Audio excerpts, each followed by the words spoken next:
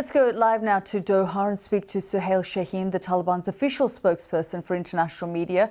He joins us from Doha. Mr. Shaheen, thank you very much for joining us here on the program. I just want to discuss this August 31st deadline. The United States and their allies are now discussing whether they can stay beyond that deadline to evacuate everyone from the airport. The Taliban has said that's a red line. Can you help us understand the situation? Yes.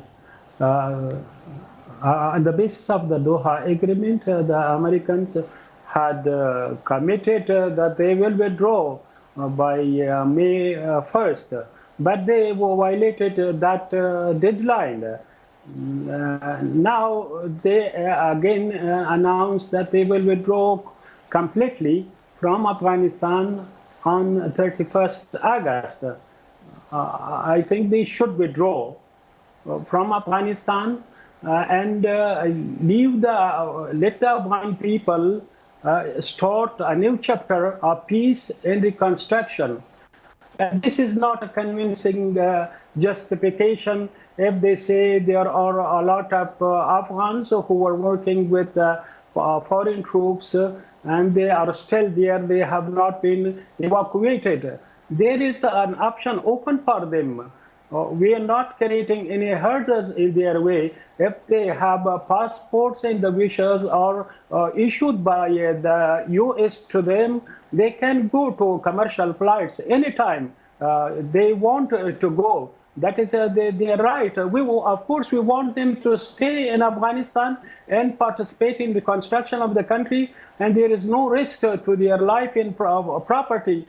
But still, if they are intending to go, they can with having the proper documents. The Taliban has said that if the US decides to leave beyond the 31st of August, there will be consequences. What kind of consequences are you talking about? If they extend behind 31st August, that is a clear violation, one thing. Secondly, about consequences, it is up to our leadership how to proceed and what kind of decision they take. That decision will be implemented. Do you think it's likely to turn into some kind of battle or a fight with the Americans? This is on the basis of our leaders and seniors' decisions. So, I mean, are you worried that there's some kind of, the longer there is some sort of power vacuum in Kabul, and we understand that Mullah Baradar is in Kandahar, but he hasn't gone to Kabul, the longer there is a power vacuum, the longer there is this uncertainty, and therefore the Americans are worried, as are the allies, about leaving people who worked for them behind. And you may give assurances, and you and I, Mr. Shaheen, have spoken about this before, but just last week, Amnesty International has said that the Taliban are responsible for brutal massacres of Hazara men in Ghazni. And so the Taliban is saying there won't be any revenge attacks, there won't be any reprisals, but we're also hearing about these sorts of reports. Can you tell us what you know about it?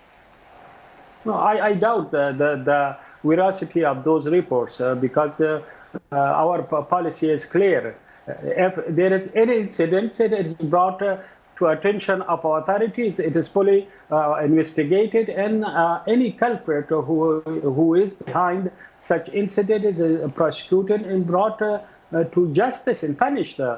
So our policy in this case very clear.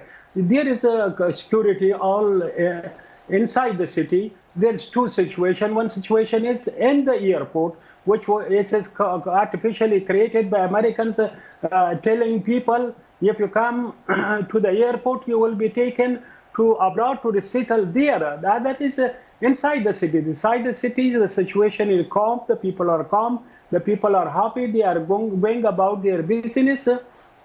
So there is two different situations. But regarding the new government, Afghan inclusive Islamic government, I expect it to be announced in very soon, in a few days. So in the next few days, we're likely to see Mullah Baradar and the Taliban leadership moving to Kabul and moving into the presidential palace. Yeah, I expect that, yes.